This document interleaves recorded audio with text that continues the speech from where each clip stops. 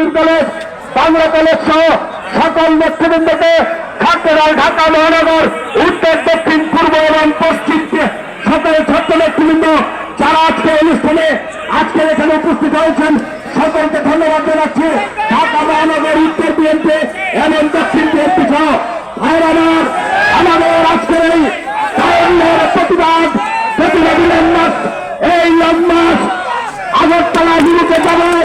আপনারা যারা আজকে অংশগ্রহণ করছেন আপনারা ইতিহাসের সাক্ষী হয়ে থাকবেন। আপনারা ভারতীয় আগ্রাসনের বিরুদ্ধে প্রতিবাদী কণ্ঠস্বর হয়ে থাকবেন। বাংলাদেশের স্বাধীনতা এবং সার্বভৌমত্ব রক্ষার অকুতময় সৈনিক হয়ে থাকবেন।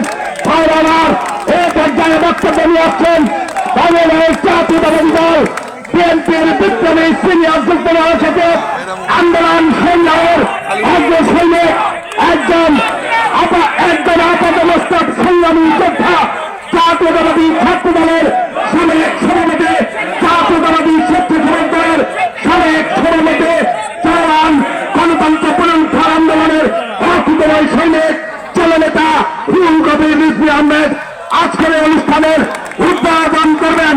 জননেতা হুল কবির রিজভী আহমেদ। আজকে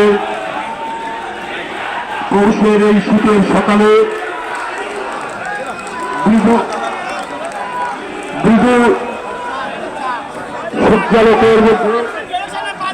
সূর্যালোকের মধ্যে এই বিশাল সমাবেশ আমার মনে হয়েছে এখানে যারা বক্তব্য রেখেছে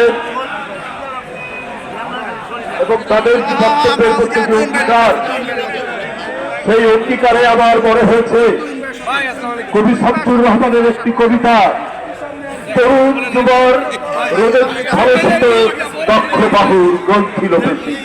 এদের এই গ্রন্থিল পেশি দুর্বার গতিতে দেশ রক্ষার জন্য ব্রাহ্মণবাড়িয়া হাওড়া সীমান্তের দিকে তারা এগিয়ে যাচ্ছে। বন্ধু আমার এদের এগিয়ে যাওয়া আমার মনে পড়ছে সেই আলফ্রেড টেনিসনের কবিতা cannon in front of them, cannon in front of them, cannon in left of them, cannon in front of them, cannon in right of them, into the valley of them. ওদের সামনে কমান